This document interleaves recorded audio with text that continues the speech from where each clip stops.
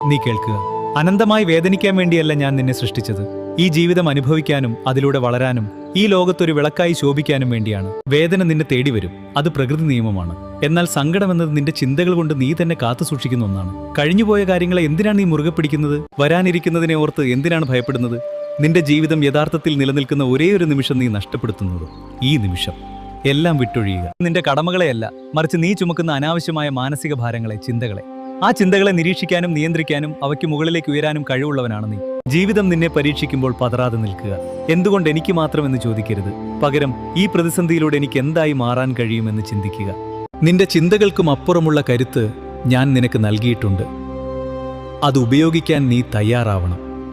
പൂർണ്ണമായി ജീവിക്കുക, ആഴത്തിൽ സ്നേഹിക്കുക, നിന്റെ യാത്രയിൽ വിശ്വസിക്കുക. ഓർക്കുക, നിന്നെ തകർക്കാനല്ല ഞാൻ പരീക്ഷിക്കുന്നത്, നീ യഥാർത്ഥത്തിൽ ആരാണെന്ന് നിനക്ക് തന്നെ കാട്ടിത്തരാനാണ്.